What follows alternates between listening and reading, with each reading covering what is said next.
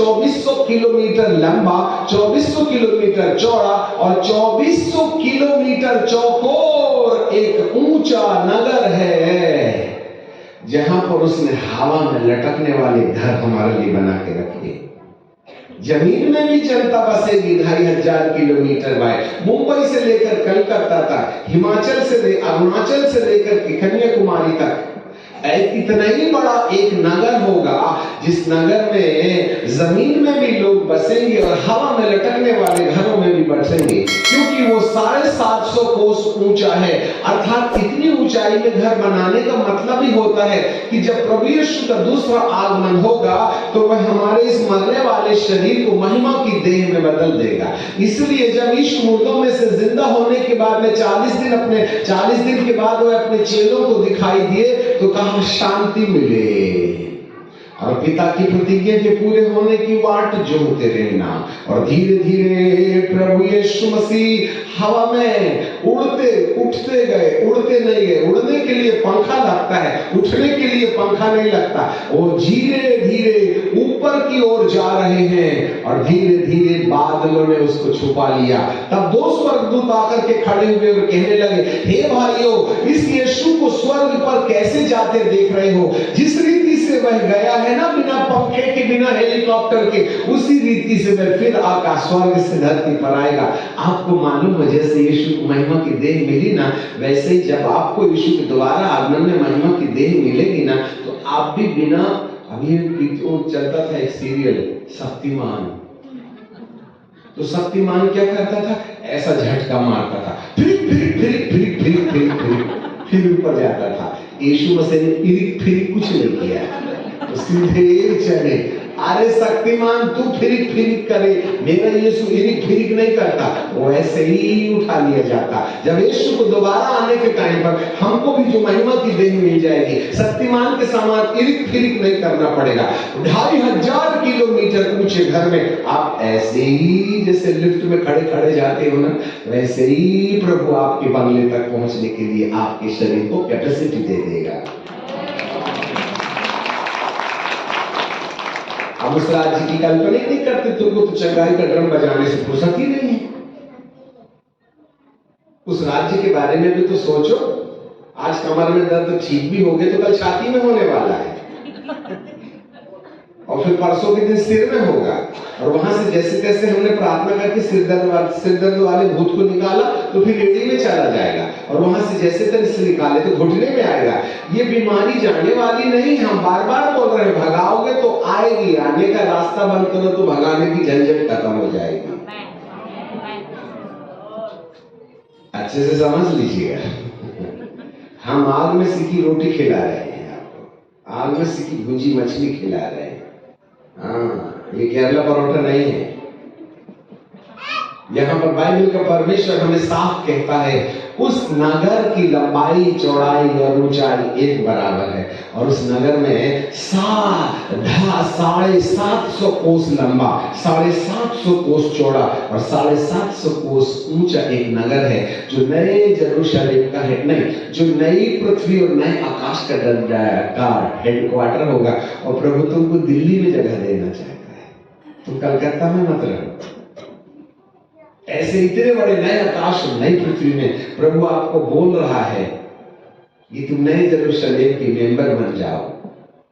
और ठीक बीच में 1150 किलोमीटर या 1200 किलोमीटर के ठीक बीच में चारों तरफ से 12 12 12 12 12 12 12 छह दिशाओं में 12 12 निकलो, वहां ठीक बीच में पिता और पुत्र का सिंहासन होगा, और पिता और पुत्र के सिंहासन के नीचे से बिल्लौर के कांच के समान एक जीवन के जल की नदी बहेगी, और उस नदी के किनारे जीवन का पेड़ होगा, जिसमें 12 महीनों 12 प्रकार के फल फलेंगे, और जाति जाति के लोग चंगे हो जाएंगे। चंगाई जमीन में रहने वालों के लिए होगी, हवा में रहने वालों के लिए फल होगा। फुर्सत से बैठ के सीखो हमारे बाइबल स्कूल में नए यरूशलेम के बारे में। जहां जाना है उसके बारे में खैर ही खबर नहीं। जहां मरने की तारीख आ रही है वहां के लिए पूरी दुनिया बटोर रहे हैं।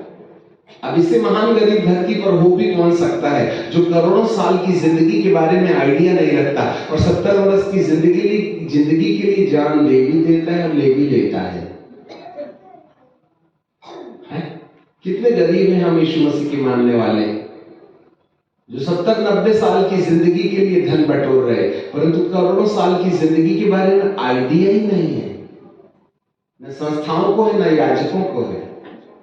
अब याजकों ने नहीं पढ़ा है क्योंकि उनको आइडिया नहीं था, तो बेचारे पढ़ाते भी कहां से? क्योंकि थियोलॉजी में 1000 साल के राज्य के बारे में कहानी नहीं ना पढ़ाते हैं, उसमें तो थियोलॉजी पढ़ाते हैं। Wastage of your time. I am not against the Bible training, पर फायदा क्या है? जिस बात के लिए प्रभु ने बाइबल लिखा है बेसिक इंस्ट्रक्शन, वो तो तुमने सीखा ही नहीं। और बेसिक इंस्ट्रक्शन सीखने के लिए नहीं होता, व्यवहार में लाने के लिए होता है। आज कोई भी बाइबल स्कूल में व्यवहारिकता नहीं सिखाई जाती है, सिर बड़ा करते हैं, पैर पतले रहते हैं, उन्हें चलने नहीं बोला जाता, उन्हें सीखने बोला जाता है। सीखोगे तो कब तक सीखोगे? पहले बिना सीखे पापी थे, आजकल सीखे पढ़े पापी हो। तो जिंदगी में तो गलत काम है ना, बताइए ना। पहले बपतिस्मा नहीं लिए थे तो सूखे पापी थे, फिर बपतिस्मा ले लिए तो गीले पापी हो गए। पहले नॉन पेंटिकॉस्टल पापी थे, आजकल पेंटिकॉस्टल पापी बन गए। पर पाप करना तो दुनिया नहीं ने छोड़ी है। तो बपतिस्मा और बपतिस्मा में क्या? अभी बपतिस्मा लेके ठंडे ठंडे पानी में अरुणाचल में निकले, बहुत ठंडी लगी तो झाड़ी के पीछे, पूरी बाप रे बड़ी ठंडी लगी रे बाबा, सेक लेता हूं। बपतिस्मा लेके निकले और बीड़ी से सेक रहे हैं। आज मेरा बपतिस्मा है, आप आइए दोस्त, मेरा बपतिस्मा है। और बपतिस्मा में चिकन मिलाए और बोतल भी तोड़े। वाह रे बपतिस्मा, आज बहुत खुशी का दिन है, लगाओ, बोले एक एक पैक मारो। वारे बपतिस्मा। I'm not against the baptism, but how innocent we people are regarding the divine plan of that. हमें मालूम ही नहीं होना है यरूशलेम के ठीक सेंटर में पिता और पुत्र का सिंहासन होगा, और जो लोग उसके चारों तरफ उस नगर में हवा में लटकने वाले घरों में बसने के लिए यीशु के दोबारा आगमन में महिमा की देह पहनने का इंतजाम कर रहे हैं, वो ही लोग उसके लोग होंगे और उन्हीं लोगों का वो परमेश्वर होगा जो 750 कोस लंबे चौड़े घर के अंदर में अपने रिजर्वेशन करा लेंगे। केवल वही उसके लोग हैं, बाहर रहने वाले नहीं है उसके लोग।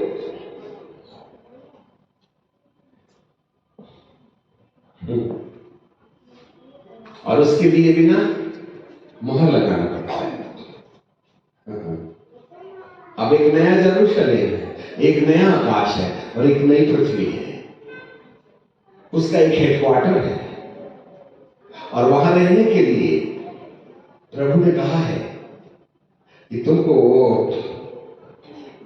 मोहर लगवाना पड़ेगा। और एक और दुनिया है, यहीं पर है। अब जरा सुनना, डेंजर जोन में आ गया। एक और दुनिया है इसी धरती में और इस धरती की दुनिया में हर एक इंसान को रहने के लिए यहां की मेंबरशिप लेनी पड़ेगी। अभी G20 का उद्घाटन हो गया है। G20 का मतलब होता है 20 दुनिया के देश के लोग आपस में मिलकर एक समाज, एक परिवार, एक धर्म, एक राजनीति, एक शासन, एक नियम बना रहे हैं, जिसको वन वर्ल्ड गवर्नमेंट कहते हैं। वन वर्ल्ड गवर्नमेंट इस धरती में है और इस वन वर्ल्ड गवर्नमेंट का जो आगे वाले दिनों में आकर के स्थापित किया जाएगा, जिसकी हम तैयारी कर रहे हैं, इस वन वर्ल्ड गवर्नमेंट के अंदर इस धरती पर रहने के लिए आपको मोहर लेना पड़ेगा। और ये जो मोहर है वह आपके दाहिने हाथ में और माथे में लगाई जाएगी। जरा सुनो, तुलनात्मक अध्ययन करो। दो आकाश है और दो पृथ्वी है। एक नया आकाश और नई पृथ्वी है और एक पुराना आकाश और पुरानी पृथ्वी है। नए आकाश और नई पृथ्वी में प्रवेश करने के लिए परमेश्वर अपने लोगों पर मोहर लगा रहा है और पुराने आकाश और पुरानी पृथ्वी में रहने के लिए तुमको एक नई मेंबरशिप लेना पड़ेगा और वो मेंबरशिप है धरती की वन वर्ल्ड गवर्नमेंट की मोहर। जरा ध्यान से सुनना। अब यहां पर दोनों तरफ से मोहर लगाने का कार्यक्रम किया जा रहा है। मैं आपके लिए पढ़ूंगा प्रकाशित वाक्य की किताब और उसका 13वां अध्याय, book of Revelation chapter 13 and verse 7 लिखते चले जाइए। और उसे यह अधिकार दिया गया कि पवित्र लोगों से लड़े और उस पर जय प्राप्त करे और उस हर एक कुल और लोग और भाषा और जाति पर अधिकार दिया गया और पृथ्वी के वे सब रहने वाले जिनके नाम मेमने के जीवन की पुस्तक में लिखे नहीं गए हैं, जो जगत की उत्पत्ति के समय से घात होते आया है, उस पशु की पूजा करेंगे। यह है वन वर्ल्ड गवर्नमेंट का शासक जिसको पशु के रूप में पहचाना गया है, द बीस्ट।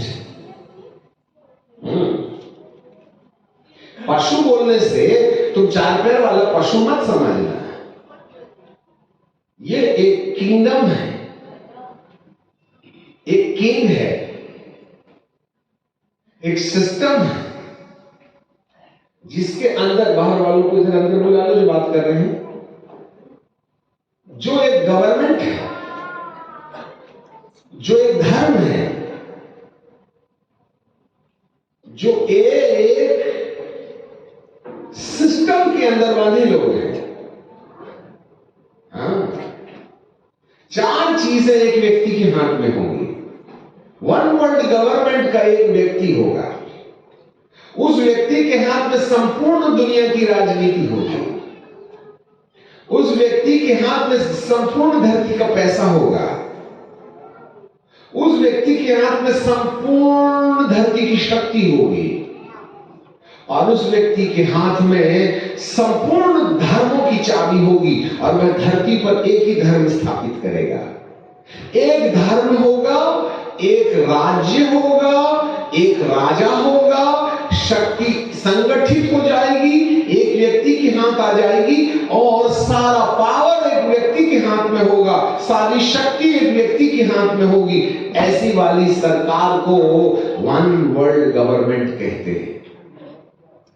सुन लो बच्चों, बाहर बात मत करो, नहीं तो नाक से जाएंगे नरक के कीड़े और कान से ना गाना गा के, जैसे अजय आप गा रहे थे ना नाच नाच के, ऐसे करके वो तुम्हारी कमर मटका मटका के निकलेंगे कान से बाहर। इसलिए सुन लेना ध्यान से। यदि यहां आने के बाद तुमको बाइबल समझ में नहीं आई तो तुम्हारे समान महामूर्ख अब धरती पर कोई नहीं हो सकता। तुम्हारी किस्मत जागी जो आज वचन सुन रहे हो। इससे हटकर के बड़ी गाली नहीं दी जा सकती है। मजाक करोगे मूसा के समान, परमेश्वर कहेगा अलग हो जा, मैं इनका हिसाब किताब करूंगा। द लॉयन ऑफ जूडा, हम अपने आपे से बाहर आ गए हैं क्योंकि हमारे सिर के ऊपर में किसी और का साया है।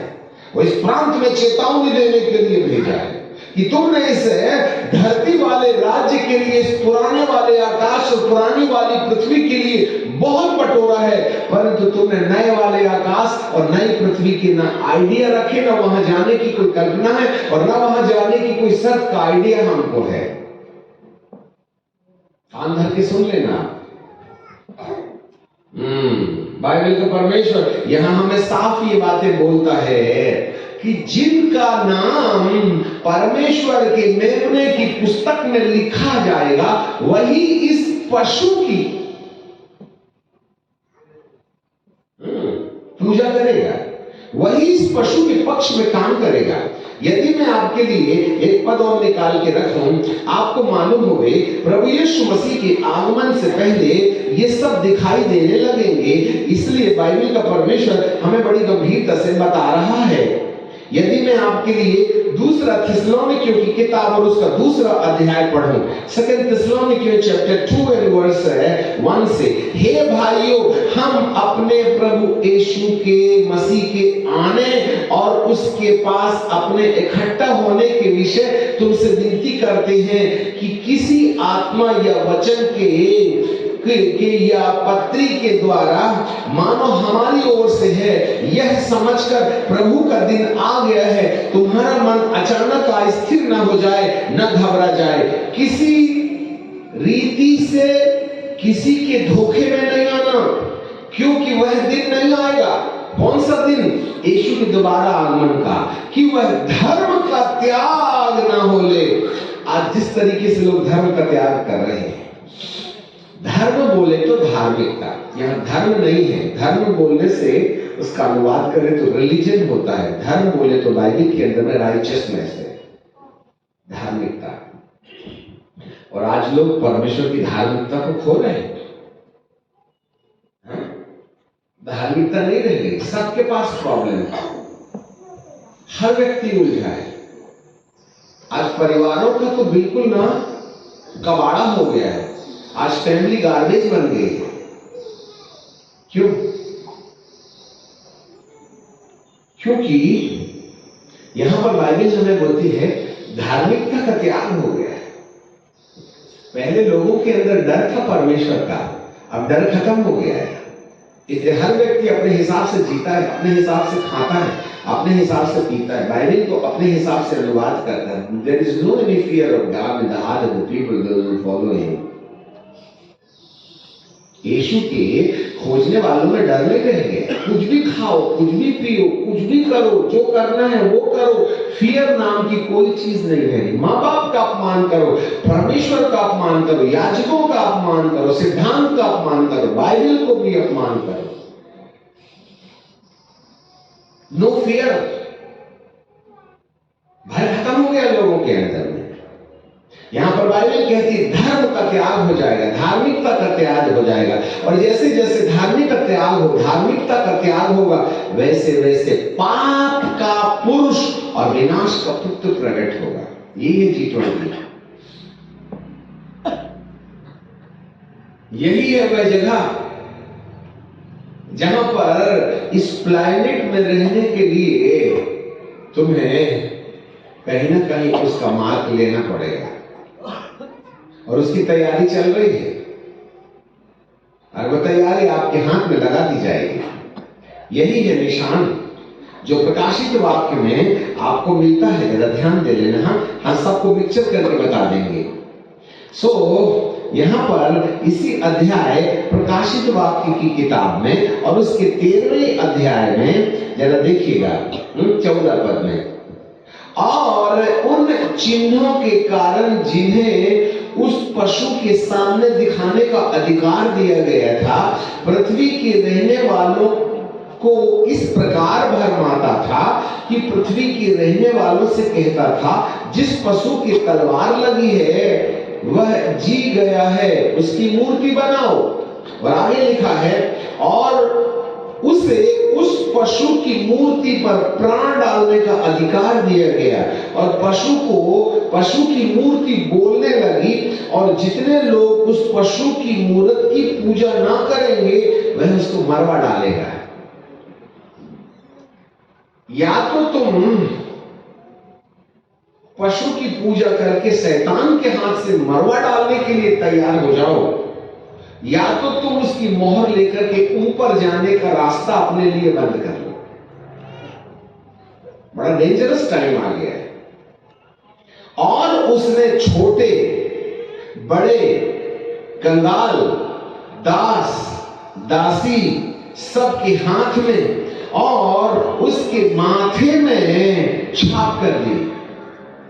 पशु ने दास, दासी, छोटे बड़े, कंगाल सबके हाथ माथे में मुहर कर दी और एक छाप कर दी, और उसको छोड़ जिस पर छाप अर्थात उस पशु का नाम था, उसके नाम का अंक और कोई लेन देन नहीं कर सकता था।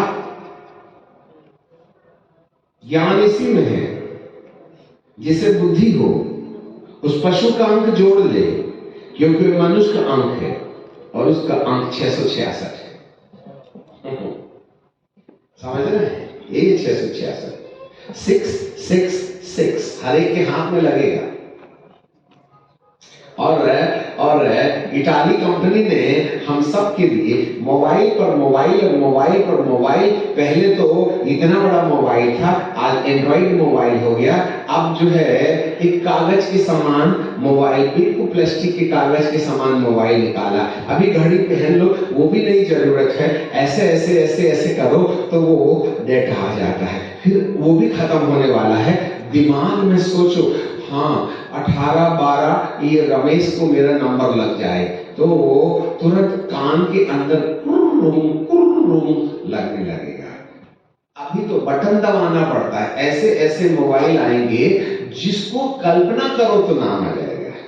अभी एक और एडवर्टीजमेंट आ रहा था, एक कुर्सी उन लोगों ने बना ली, उसमें बैठ जाओ और उसके ऊपर हाथ रखो और बोलो, सिर्फ कल्पना करो, पीछे चलो तो कार पीछे चलने लगती, साइड चलो तो साइड चलने लगती, घूम जाओ तो घूम जाती।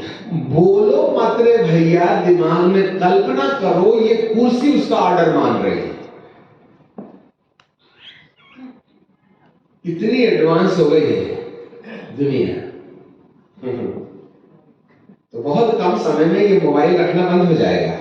आपके हाथ में RFID चिप लगा देंगे, रेडियो फ्रीक्वेंसी आइडेंटिफिकेशन डिवाइस। लाखों लोगों ने हाथ में चिप लगा लिया है, लाखों लोग अपने सिर में, अपने माथे में लगा रहे हैं। ये बारकोड नंबर क्या है आपके बैंक का?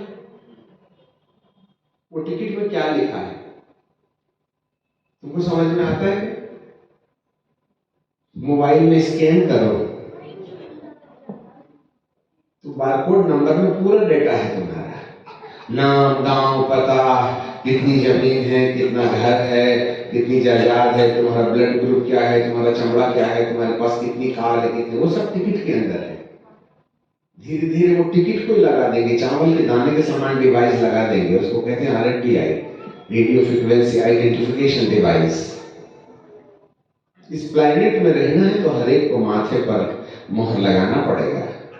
देखना, इस पुराने आकाश और पुरानी पृथ्वी में रहने के लिए एक ही शर्त है, उस राजा का नंबर ले लो।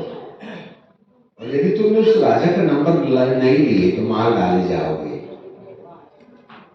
सुन लो अच्छे से, अभी तो शौक फरमाओ बेटा मोबाइल खेल खेल के तुम। इस पुराने आकाश और पुरानी पृथ्वी में रहने के लिए आने वाले 2027 के अंदर हर एक व्यक्ति के अंदर चिप प्लांट किया जाना तय है। और यदि तुम नहीं करवाओगे तो गोली मार देंगे। इतनी रफ्तार से बदल रहा है दुनिया। या तो तुम इस धरती की सदस्यता लो या वो नए आकाश और नई पृथ्वी की सदस्यता लो। यहां का शासक है, पुराने संसार का एक शासक है, तुमको इस संसार में रहने के लिए नाम देगा, नाम देगा। और नए आकाश और नई पृथ्वी का शासक जो पिता, पुत्र, पवित्र आत्मा है, वो भी तुम्हें नाम देंगे, वो भी तुम्हें अंक देंगे।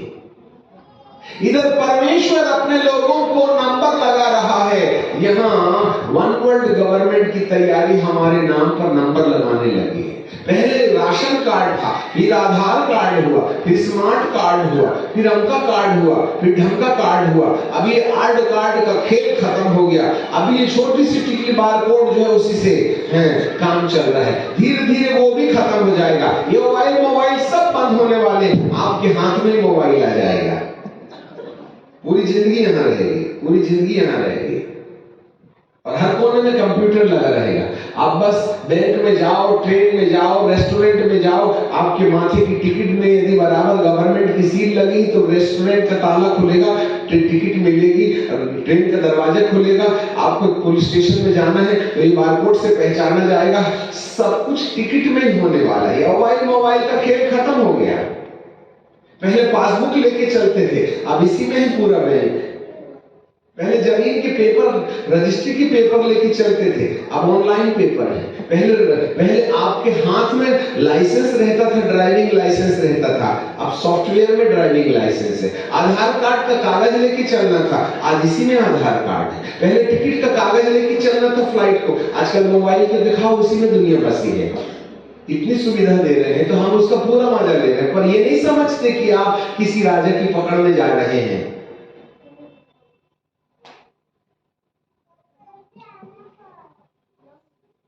ये लोग आज हम किस जमाने में खड़े हुए? ये सब बताने का मतलब ये है, एक है नया आकाश और नई पृथ्वी, उसका शहंशाह है पिता पुत्र पवित्र आत्मा है, और यहां पर एक पुराना आकाश और पुरानी पृथ्वी है जिसमें भी 3 शहंशाह है। झूठा भविष्यवक्ता, ख्रिस्त विरोधी और शैतान। शैतान पिता है, झूठा भविष्यवक्ता यीशु के समान है, और ख्रिस्त विरोधी वह है पुत्र की तरह है, और झूठा भविष्यवक्ता पवित्र आत्मा की तरह है। देखना, नए यरूशलेम और नए आकाश और नई पृथ्वी की ओरिजिनल कॉपी से दुष्ट अपना संसार इस धरती पर बसाना चाहता है। और बाइबल कहती है यदि कोई इस पृथ्वी में, इस प्लैनेट में रहना चाहता है तो उस पशु का नाम लिखवावे, इस पशु की मोहर लगवाए, और यदि उस पशु की मोहर नहीं लगवाओगे, उसकी पूजा नहीं करोगे तो वो मरवा डालेगा। इसलिए जब जिस किसी को इस धरती पर रहना है तो उसको अंक लेना पड़ेगा। इसलिए युवा, कुंवारी, बच्चे, स्वतंत्र, दास, सबको नंबर लगाओ, और यदि कोई मेरे दास और यदि कोई नंबर ना ले तो उससे लेन देन नहीं करना, उसका सब कुछ पतन हो जाएगा। इसलिए इस धरती पर रहने के लिए तुम्हें एक सरकार की हर बात को मानना पड़ेगा, और वो आपके हाथ में चिप लगा देगा। अच्छा हुआ अभी नहीं शुरू हुआ है, इसलिए हम धड़ल्ले से बोले जा रहे हैं, और तो आने वाले 2-3 साल में ओपनली हम भी नहीं बोल सकते, नहीं तो कहीं और मिलेंगे हम आपको। एलन मस्क ने, जो सॉफ्टवेयर के शहंशाह हैं, उन्होंने एक बात कह दिया, आने वाले दिनों में संपूर्ण धरती की बिजली एक साथ गोल हो जाएगी। उसका मतलब ये वाली नहीं, इसलिए सौर ऊर्जा की प्लेट लगा ली है हमने। उनका संकेत था संपूर्ण धरती की बिजली जाने का मतलब है सारे धरती के जितने कंप्यूटर हैं और सैटेलाइट में जो भी जितने भी सैटेलाइट हैं, सब एक साथ बिजली गोल कर दी जाएगी, और वहां ये सारे सैटेलाइट और सारे कंप्यूटर हैंग हो जाएंगे और अपनी अपनी जगह में खड़े हो जाएंगे, डेटा लेना देना बंद कर देंगे, और जब बिजली चली जाएगी तो हैंग हो जाएगा और उसमें वायरस आ जाएगा, और जब वायरस आ जाएगा तो सारे कंप्यूटर को फॉर्मेट मारा जाएगा। जैसे आप अपने मोबाइल को फॉर्मेट मारते हैं तो पूरा डेटा उड़ जाता है ना, वैसे ही गूगल में सैटेलाइट में मेगा कंप्यूटर जिसका नाम द बीस्ट है, उसमें से पूरा की पूरा डेटा हैंग हो जाएगा। तब हम उसको हैंग को ठीक करने के लिए इसको फॉर्मेट मारेंगे, और जब फॉर्मेट मारेंगे तो कंप्यूटर 0 0 0 0 0 से शुरू होगा। अब तुम्हारे बैंक में, तुम्हारे गूगल में, तुम्हारे टिकली में जो ना बारकोड में तुम्हारा 10 लाख रुपए था, अब तुम्हारा मोबाइल, तुम्हारा सैटेलाइट हैंग हो गया, मेगा कंप्यूटर भी हैंग हो गया है, तो अब उसको फॉर्मेट मारा तो 0 0 हो गया। ये भाई साहब कहते मेरा 10 लाख था, तो सरकार कहे कि तुम्हारा 10 लाख कहाँ, कागज दिखाओ। बोले कागज तो नहीं था, तो मोबाइल में था, तो मोबाइल में दिखाओ, तो मोबाइल तो भाई फॉर्मेट मार दिया मेगा कंप्यूटर का, तो तुम्हारे मोबाइल में तो डिस्प्ले में तो 0 0 से ना शुरू होगा। ये बोलते हैं मेरी जमीन है, तो बोले कागज दिखाओ, बोले कागज मोबाइल में है, तो मोबाइल को खोल के देखोगे तो आपके नाम पर जमीन ही नहीं है, क्योंकि फॉर्मेट में सब डेटा उड़ गया। जिसको तुम धन बोल रहे हो ना, वो सरकार का हो जाएगा। ऐसा करके बिजली गोल करेंगे और धरती का सारा पैसा ही व्यक्ति के हाथ में आ जाएगा। तुम लगवा तो लो RFD आई, फिर देखना नंगा दौड़ाएगा सामने वाला, बैठो तो बैठना पड़ेगा, न तुमको पेट्रोल मिलेगा, न खाना मिलेगा, न दाना मिलेगा, न पानी मिलेगी, क्योंकि अब इस प्लैनेट में, इस धरती के अंदर रहना है तो तुमको हमारा नंबर लगवाना पड़ेगा। तो प्रेम से इस धरती पर जिंदा रखने के लिए तुम RFDI लगवाओगे ही लगवाओगे। आपको मालूम है दुनिया एक राजा की गुलामी में जा रही है। देखो हमारे देश का सब तो बिक गया, बचे क्या है? सब तो प्राइवेटीकरण हो गया ना, सब पूंजीपति के पास में चला गया है कि तुम्हारे देश में। इसलिए तो ट्रेन 6-6 घंटे 8-8 घंटे जब उनको मर्जी होगी तब चलेगी। कोयले की गाड़ी के लिए ट्रेन पर ट्रेन दौड़ रही है और आदमियों को बैठने वालों के लिए ट्रेनें नहीं चलती। तो अच्छा वो 15 मिनट में हमने बिल्कुल 80-90 की स्पीड में जाके एयरपोर्ट में पकड़ ली, नहीं तो हम आते नहीं थे उस दिन। 6 घंटा लेट चल रही है और वो भी मेल जो सबसे फास्टेस्ट चलने वाली ट्रेन है। अब ट्रेनों पर भरोसा नहीं, क्योंकि पूंजीपति बोलेंगे जब हमको चलाना है चलाइए, बैठने बैठने तो पैदल जाओ। तो मध्य प्रदेश से कार में नहीं ना आ सकते, नहीं तो 15 दिन में पहुंचेंगे ना यहाँ। सोच रहे आप, सारी जमीन सरकार की होने वाली है, सारा पैसा सरकार का होने वाला है, क्योंकि सब फॉर्मेट मार देंगे। एलन मस्क ने पहले कह दिया है, इसलिए सारा संसार जाग जाए कि इलेक्ट्रिक गोल होगी। अब तुम क्या बोलते हो? बोले बैंक से पैसा खत्म हो जाएगा तो हम एक काम करते हैं, सोना खरीद के रख लेंगे। जिस दिन बिजली गोल होगी, जिस दिन पैसा खत्म होगा, ये 65,000 रुपए किलो, 65,000 रुपए तोला बिकने वाला सोने को सरकार एक ही दिन में 15,000 रुपए किलो सोना मिलेगा।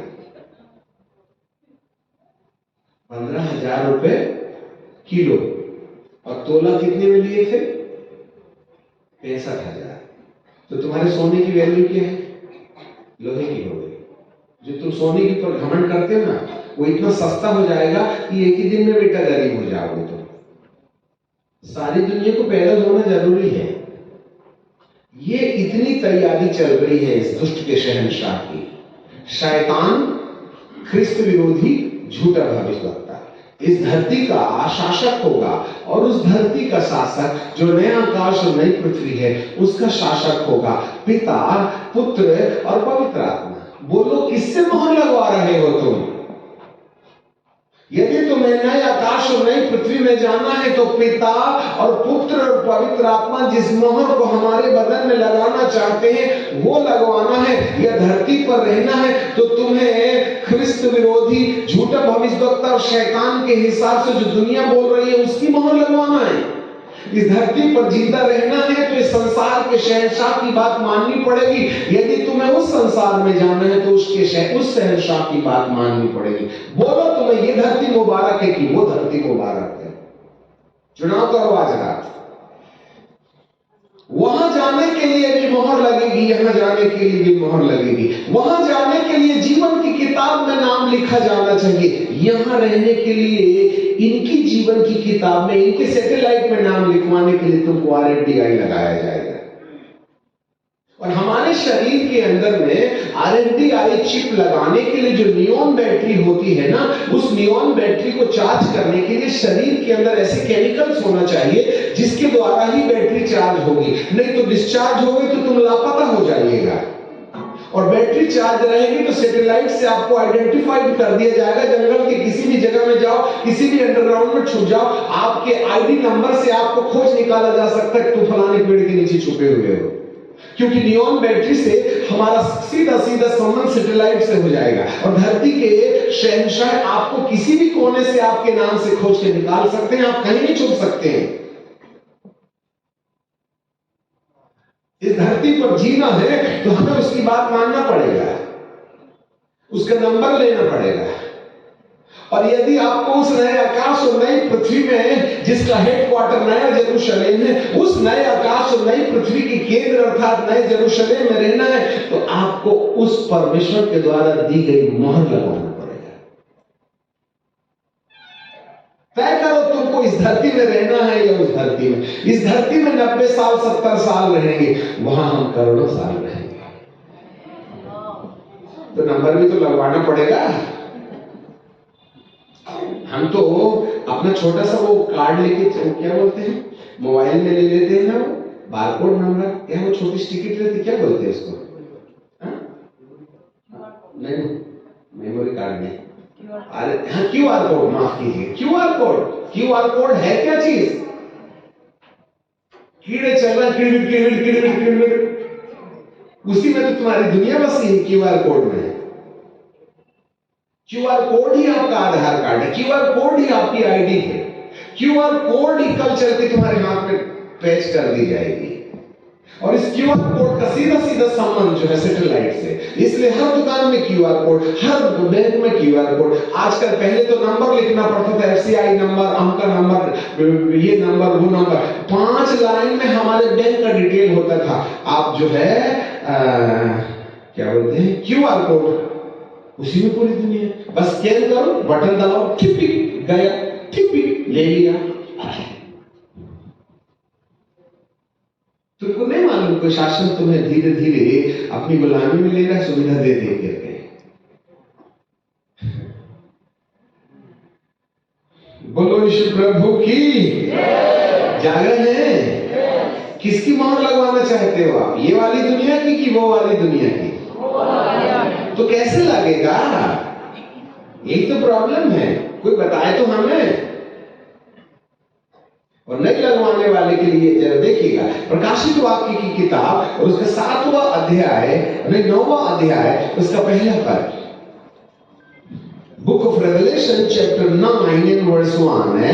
जब 5वें स्वर्गदूत ने तुरी फूंकी तो मैंने स्वर्ग में से किसी को, स्वर्ग से पृथ्वी पर एक तारा गिरता हुआ देखा और उसके हाथ में अथाह कुंड की कुंजी थी और उसने अथाह कुंड को खोला और कुंड में से बड़ी भट्टी का सा धुआं उठा और कुंड के धुएं में से सूर्य और वायु अंधियारा हो गई और उस धुएं में से पृथ्वी पर बहुत सी टिड्डियां निकली और पृथ्वी पर बिच्छुओं की सी शक्ति दी गई थी। और उनसे कहा गया था, ना तो पृथ्वी की घास, ना पृथ्वी की घास को, ना किसी हरियाली को, ना किसी पेड़ को नुकसान पहुंचाओ। पर हमारे पीछे बोलिए, उसने कहा गया, जोर से बोलिए, ना पृथ्वी की घास को, ना किसी हरियाली को, ना किसी पेड़ को हानि पहुंचाओ, केवल उन मनुष्यों को जिनके माथे में परमेश्वर की मोहर नहीं है। किसको नुकसान पहुंचाओ? तो कौन बचेगा इनसे? जो मोहर लगवाएंगे। और मोहर नहीं लगा, आपको मालूम है 2020 के बाद वायुमंडल में हजारों साल से जो दुष्ट आत्माएं रहा करती थी ना, उसमें इजाफा हुआ है, क्योंकि अथाह कुंड का ताला खोल दिया गया और भट्टी के से धुएं से बहुत ढेर सारी अरबों खरबों दुष्ट आत्माएं निकल के आई हैं। उसकी संख्या भी प्रभु ने दिया है। जरा देखिएगा इसी प्रकाशित वाक्य की किताब में से जो 90 अध्याय है उसमें पढ़िएगा, 13वें पद को पढ़ते हैं, ठीक है ना। और जब 6वें स्वर्गदूत ने तुरी फूंकी तो सोने की वेदी परमेश्वर के सामने थी, उसके सीन में से मैंने एक शब्द सुना, मानो 6वें स्वर्गदूत से जिसके पास तुरी थी कहा गया, और उन चारों स्वर्गदूतों को जो बड़ी नदी फुरात के पास बांधे हुए थे खोल दे। और उन चारों दूतों को खोल दिया गया और उस घड़ी और दिन और महीने और वर्ष जिसके लिए मनुष्य को 1/3 के मार डालने को तैयार किया गया था। 1/3 population of this world is going to be destroyed. धरती की 1/3 जनसंख्या, कितने अरब लोग हैं? कोई तो बोले धरती पर कितने अरब लोग हैं? अब आप खोजते रहिएगा। अरे धरती की पॉपुलेशन कितनी है? अंदाज बताओ ना, कितने अरब हैं? 8 अरब। हाँ?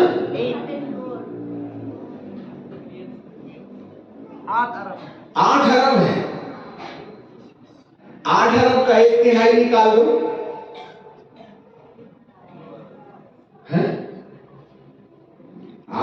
की 1/3 हाँ? बहुत कमजोर है गणित में आप भी और मैं भी।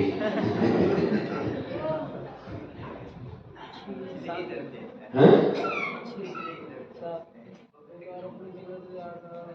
अब 8 अरब का 1/3 अर्थात 45% हटा दो, 2 अरब लोग मरना तय है। उसमें हमारा तुम्हारा नंबर बचने का लगेगा कि नहीं लगेगा ये तो बाद में देखेंगे। अरे कोरोना से कितने लाख लोग मरे, कोई गिनती नहीं जानता है। तो इतने अरब मरने के लिए कौन सा कोरोना आएगा आप ही बताइए। ये थकून से निकलने वाली दुष्ट आत्मा है। इसलिए तो हर पादरी के घर में, हर चर्च में, हर विश्वासी के पास ये अथाह कौन से निकली दुष्ट आत्मा है जो बिच्छुओं की सा डंक मारती। बिच्छुओं के काटने से इंसान मरता नहीं, परंतु 24 घंटे उसको दर्द होता है। इसलिए हर क्रिश्चियन फैमिली में, हर परिवार में, हर कलीसिया में, हर संस्था में ये दुष्ट आत्माएं आकर के बिच्छू का समान डस रही है। इसलिए हर पादरी टेंशन में है, हर युवा टेंशन में है, हर लड़की टेंशन में है, हर हस्बैंड टेंशन में है, हर वाइफ टेंशन में है। ये कहते लग इनको 5 महीने तक तकलीफ देने का अधिकार है। मार नहीं डालेंगे परंतु तकलीफ देंगे। अब जितने भी लोग फैमिली प्रॉब्लम में हैं, जितने लोग पर्सनल प्रॉब्लम में हैं, जितने लोग डिप्रेशन, ऑपरेशन एंड सेपरेशन में हैं, वो सब इसी बिच्छुओं किसी शक्ति की डसे जाने का प्रभाव है। ऐसा 2020 के पहले नहीं था। Before 2020 we were enjoying the family, but 2017 अक्टूबर, जरा सुनना, 1947 अक्टूबर को इजराइल एक देश बन के नियुक्त किया गया। 1947 ठीक 2023 अक्टूबर को 7 तारीख को इस्माइलियों ने इजराइलियों के ऊपर हमला किया, एग्जैक्ट 70 इयर्स के बाद में। और अक्टूबर की 7 तारीख के 7 साल पहले से 2017 के अक्टूबर महीने की 7 तारीख को डिमोनेटाइजेशन हुआ था। और अक्टूबर के 2017 के अक्टूबर महीने की 1 तारीख में यरूशलेम के ऊपर एक गोल रिंग बना और वहां एक भयानक तुली की आवाज सुनाई दी। जी हां, और उस तुली की आवाज से उसके 2 तारीख को ठीक 2 तारीख को इनका पवित्र पर्व था। और उस पवित्र पर्व के 1 दिन पहले यहां पर एक तुली की आवाज सुनाई दी थी। यदि मुझे निकल जाए, trumpet sound over the Israel. ऐसे समय में इस भयावह आवाज को आप सुनिएगा।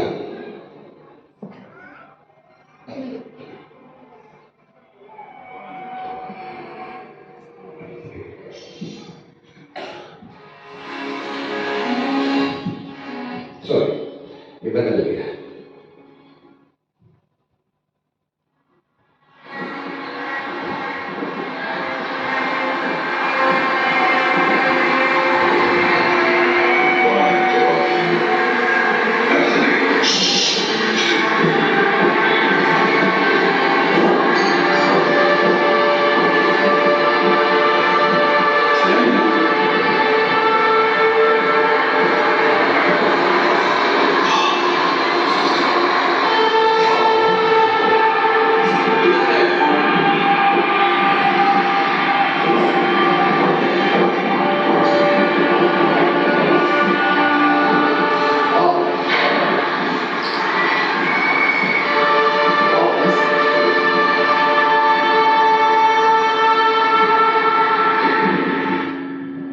ये 1 अक्टूबर 2017 एक एग्जैक्ट 7 साल पहले परमेश्वर ने इजराइल को चेतावनी दी थी कि अब एक 7 साल के बाद तेरे 70 साल पूरे होने वाले हैं, अपना जीवन बदल दे।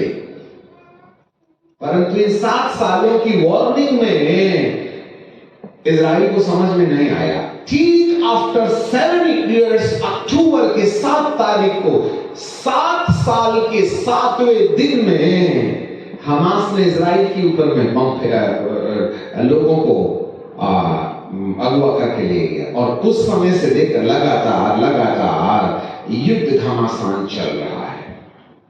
आपको समझ रहे हैं इसका मतलब क्या है? आपको मालूम हम किस पड़ाव पर आके खड़े हैं? और इजराइल के ऊपर में छेड़छाड़ का मतलब ही धरती की राजनीति में रद्दोबदल, और एक छोटे से देश ने धरती को 2 भागों में विभाजित कर दिया। और मत्ती 24 में लिखा है, यीशु के चेले तीसरे पद में कहते हैं, प्रभु तेरे आने का और दुनिया के अंत का क्या निशान होगा? उसने कहा, भरमाए ना जाओ, तुम लड़ाइयों की चर्चा सुनोगे, देखो घबरा ना जाना, क्योंकि इनका होना अवश्य है, परंतु ये पृथ्वी का अंत नहीं होगा। वरन इस समय में प्रभु चेतावनी देंगे कि अब अंत काल की गिनती शुरू हो गई है। इजराइल के ऊपर में होने वाला घमासान युद्ध है, धरती के 2 भागों में बदल जाना, और ये पता नहीं कब तक चलेगी। ये संकेत दे रही है कि यीशु के आने के पहले जो प्री ट्रिबुलेशन और प्री एंटी क्राइस्ट है, उसके संकेत दिखाई देते हैं। और इसी महीने में हमने अभी हम थोड़े दिन पहले थे तो दिल्ली में संपूर्ण धरती के लोग आकर के G20 का उद्घाटन किए, और ये 2 महीना पहले की बात है। और उन सारे समय के बाद में चाहे टिकट हो, चाहे बस के हो या प्लेन, हर जगह G20। What do you mean by the G20? अब तुमको समझ में नहीं आता, सिर में पत्थर पड़े तो मैं क्या बताऊं तुमको। Hallelujah, praise the Lord. आपको मालूम कितने गंदे पड़ाव में हम आ गए हैं? दुनिया तुम्हारे माथे और हाथ में लगाने के लिए। अब ये जो RMTI में नियॉन बैटरी है ना, नियॉन बैटरी के लिए एक विशेष केमिकल लगता है जो आपके शरीर में नहीं रहता है। जरा सुनो, नियॉन बैटरी को डिस्चार्ज होने से बचाने के लिए या चार्जिंग के लिए शरीर में एक ऐसे केमिकल की जरूरत होती है जो नेचुरल ह्यूमन बीइंग में नहीं होती है। कहीं ये वैक्सीन से वो वाला केमिकल डाल के आपके शरीर को नियॉन बैटरी की चार्ज होने लायक तो बनाया नहीं जा रहा। आप में से कितने लोगों ने वैक्सीन ले ली है? हाथ उठाएं।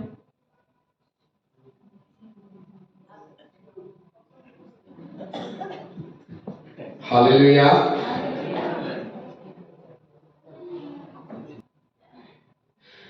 इसलिए अब हम अपना संदेश खत्म करेंगे, और जो संदेश हमने पहले दिन शुरू किया था जकरिया की किताब से, जकरिया की किताब और उसका 3रा अध्याय, जल्दी से निकालें, बुक ऑफ जकरिया चैप्टर 3, जकरिया की किताब उसका 3रा अध्याय, और उसको हम आज सुबह पढ़ रहे थे। 3रा अध्याय जकरिया की किताब उसका 3रा अध्याय, जल्दी से निकाल लो, ठीक है ना? यहां पर लिखा है, उसने यहोशू महायाजक को यहोवा के दूत के सामने खड़ा हुआ देखा, और शैतान उसके दाहिनी ओर था और उसका विरोध कर रहा था। तब यहोवा परमेश्वर ने शैतान से कहा, हे शैतान, यहोवा तुझको घुड़के, यरूशलेम जो आग से निकली हुई लुटकी है, वह आग से निकली हुई लुटकी है, लुटकी सी नहीं। उस समय यहोशू महायाजक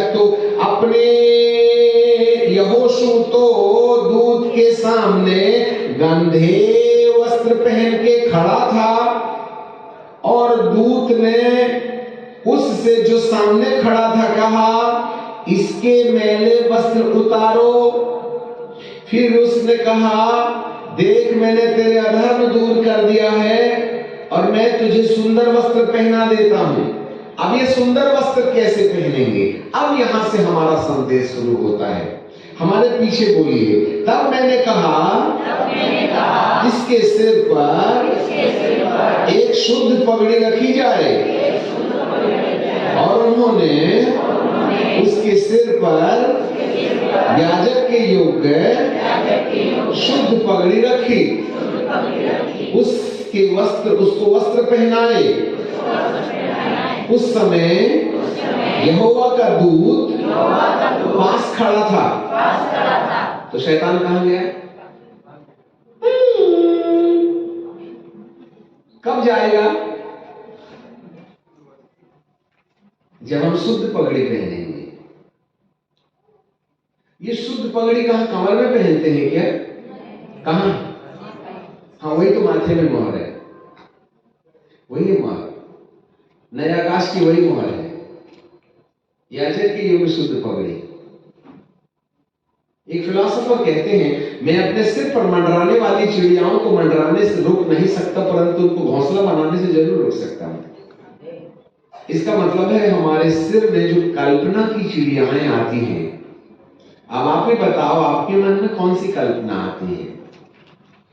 यशायाह की किताब के 55वें अध्याय के 6वें पद में बाइबल कहती है, जब तक यहोवा मिल सकता है उसको ढूंढो, जब तक वह निकट है उसको पुकारो, अपनी बुरी चाल से फिरो, क्योंकि तुम्हारे विचार और मेरे विचार और तुम्हारी युक्तियां और मेरी युक्तियां एक सी नहीं।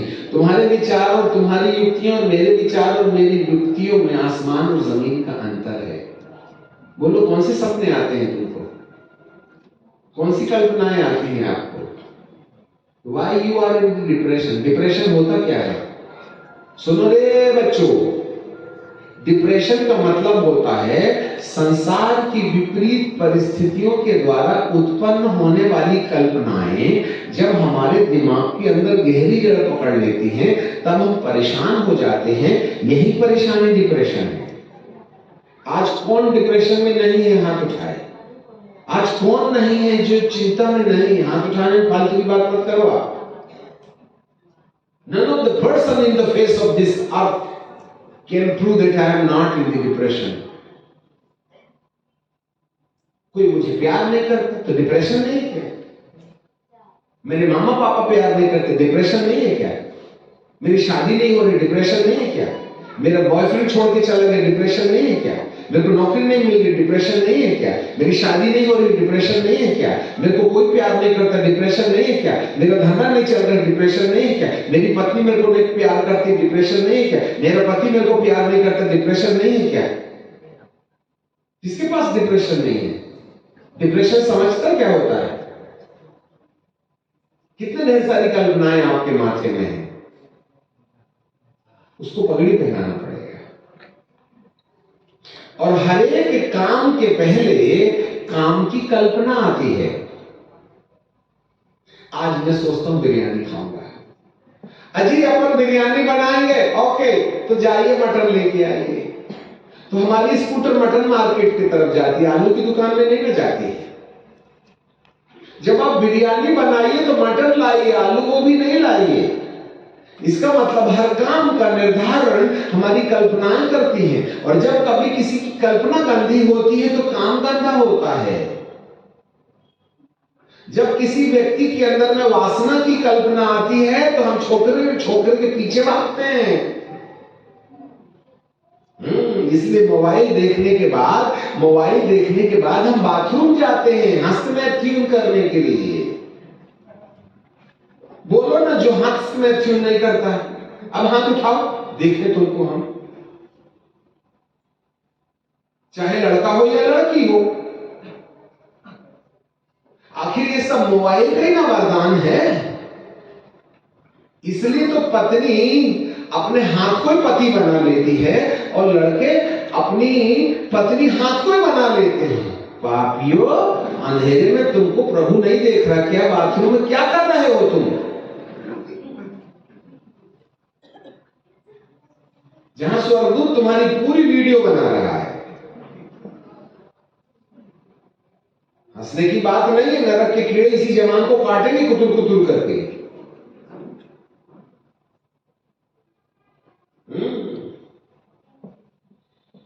बबर शेर दहाड़ कान धर के सुन रहे ना, एक भी हस्तमैथुन वाला ऊपर नहीं, आकाश में नहीं जाएगा, एक भी मोबाइल में पोर्नोलॉजी देखने वाले ऊपर नहीं जाएगा, चाहे मेरा नंबर लगे चाहे आपका नंबर लगे। जब दुष्ट ने हमको नहीं छोड़ा तो तुमको छोड़ेगा क्या?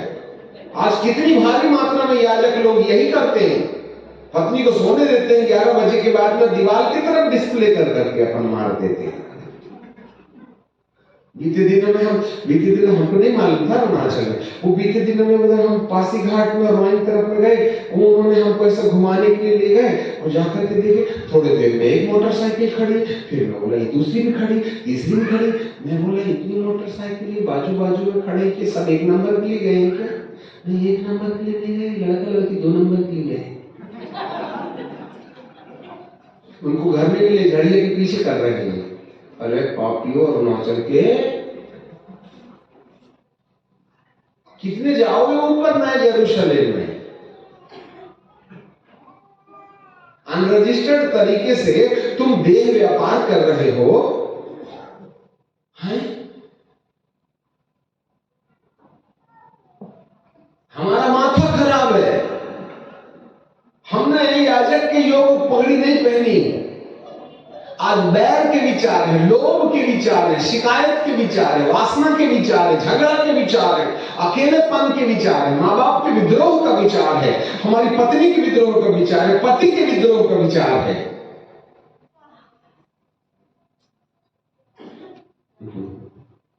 याजक की योग पगड़ी, जिसकी कल्पनाओं में शुद्धिकरण आ जाता है, खुदा उसी के माथे में मोहर लगाता है।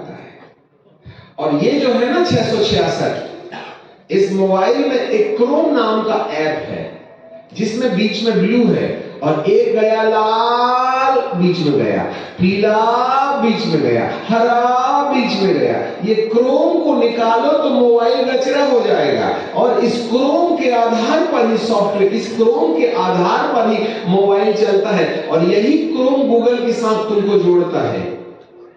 और इस क्रोम का नंबर 666 है, और उसी से तो कल्पना मिलती है तुमको गंदी वाली। इसी मोबाइल से हमारे अंदर में सब झगड़े शुरू होते हैं।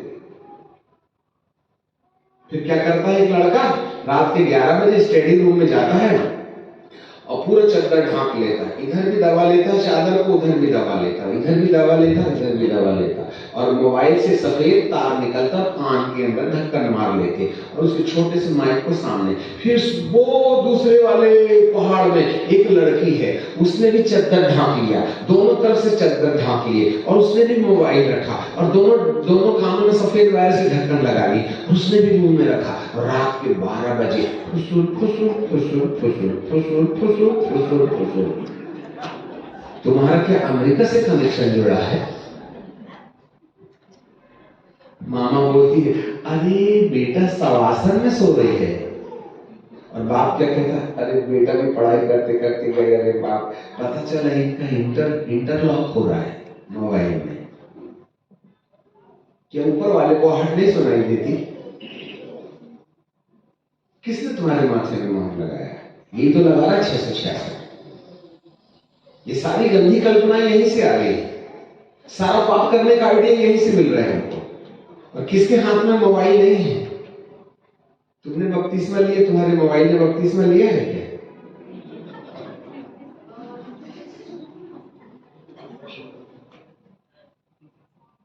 अरे तुम्हारे मोबाइल ने बपतिस्मा लिया, उसमें गंदी वेबसाइट खोलना बंद किया, उसी से रात को पोर्नोलॉजी देखते हैं, और महारथी लोग उसी से बाइबल खोलते हैं। यहाँ पर कौन 2 किलो की लाएगा, मोबाइल में भी देख लेते हैं। परमेश्वर के भवन में मोबाइल में बाइबल नहीं खोलना, खबरदार। नहीं तो मोबाइल खोलते वाला और आधे कपड़े में लड़की मिलेगी जो एडवर्टीजमेंट करती रहेगी, जो तुम्हारा ध्यान भटका देगी, बाइबल में नहीं लगेगा, कहीं और चला जाएगा। चर्च में मोबाइल का कोई काम नहीं है, ये वाली बाइबल लेके आओ, नहीं तो तुम्हारा पिता और कहीं ले जाएगा, हमारा पिता यहां लेके आएगा। और सुनो, जब कभी सभा हो तो मुंह में च्युइंगम डाल के आयु मत करना, मेरे मालिक को अच्छा नहीं लगता है। जैसे गाय बकरी आइंगू आइंगू करती है ना, बहुत से लोग चर्च के अंदर में बैठ के चुंगम चबाते रहते हैं। पवित्र आत्मा तुमसे नफरत करता है जब कभी हमने अमेरिकन लोगों की चमड़ी छील के आए, तुम तो भारतीय हो। खबरदार चर्च के अंदर वो चुंगम खाया तो तुमको मेरे परमेश्वर की इज्जत नहीं किया है?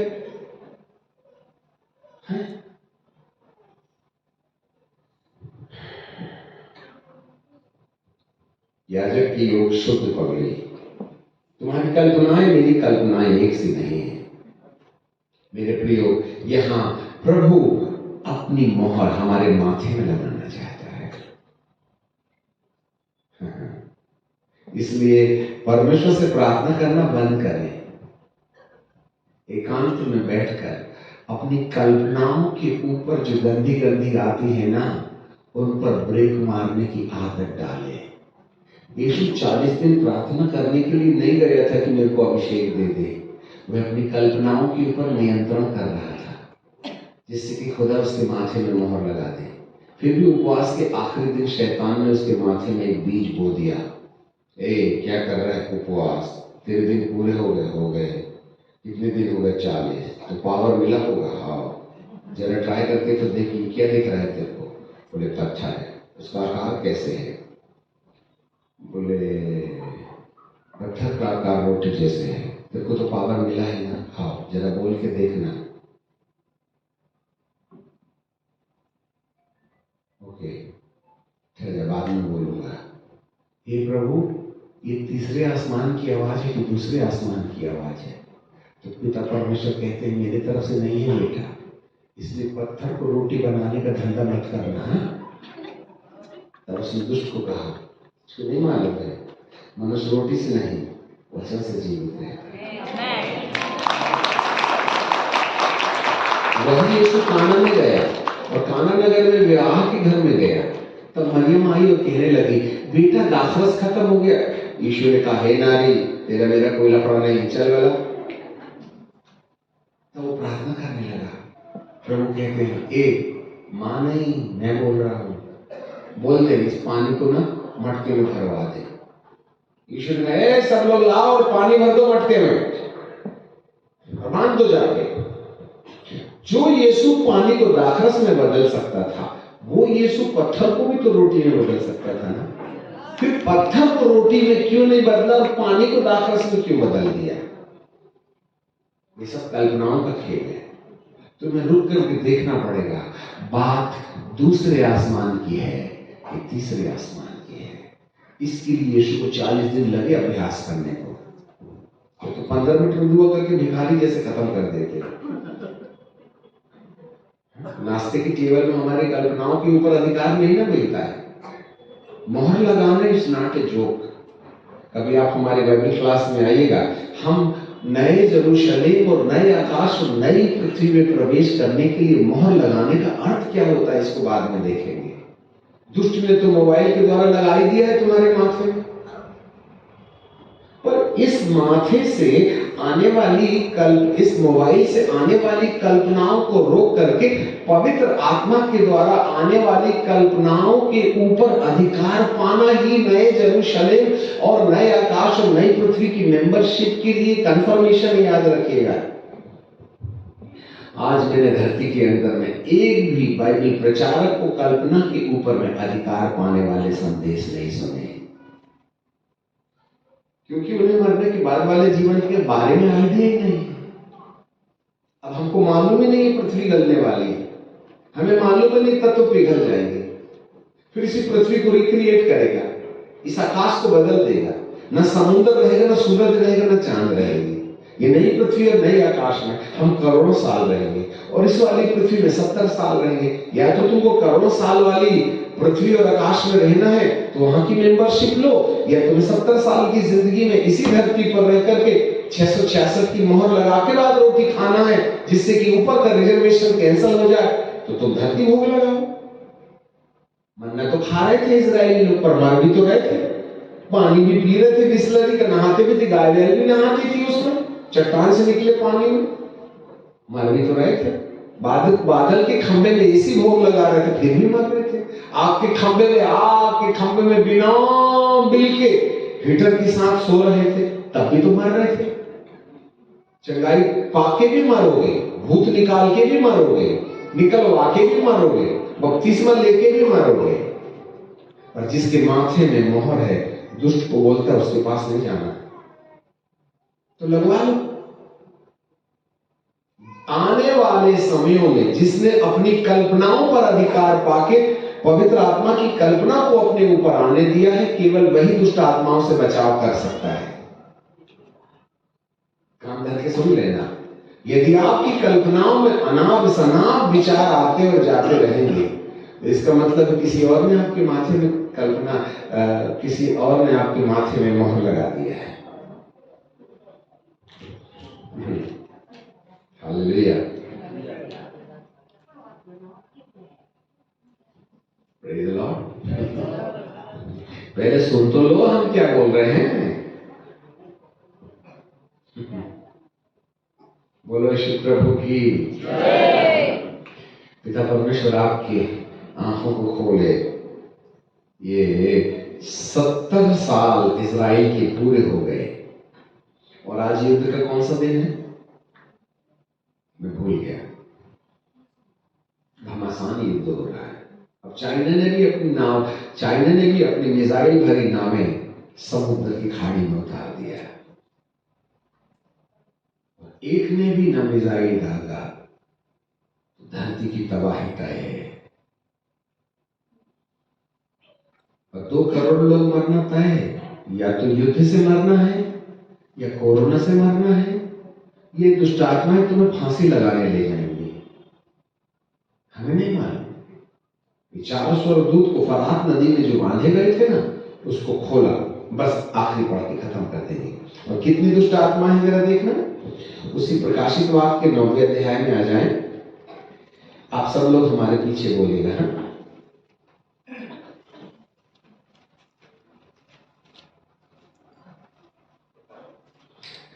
ओके। और 15 पद में, और वे चारों दूत खोल दिए गए और उसी घड़ी उसी दिन महीने वर्ष के लिए मनुष्य की 1/3 को मार डालने के लिए तैयार किए गए थे। फौजों के सवारों की गिनती 20 करोड़ थी। बोलिए 20 करोड़। 20 करोड़। धरती में किसी देश के पास इतने करोड़ सैनिक नहीं है। यदि संपूर्ण धरती के जितने भी सैनिक हैं उन सबको जोड़ दिया जाए तो करोड़ नहीं, लाख नहीं है। धरती पर जितनी सरकारें हैं, सारी सरकारों के सैनिकों की गिनती करो तो 20 करोड़ नहीं होती है। तो ये कोई भौतिक सैनिक नहीं है, ये दुष्ट आत्माएं हैं। 20 करोड़। और दर्शन में घोड़े और इनके ऐसे सवार दिखाई दिए जिनकी झिलम आग से, धूम्रकांत और गंधक के से थे, और इन घोड़ों के सिर सिंह के से और सिंह में से थे, और उनके मुंह से आग निकलती और धुआं और गंधक निकलता था। इन तीनों मरियों अर्थात आग, धुआं और गंधक में से उनके मुंह से निकलती थी मनुष्य की 1/3 मार डाली गई।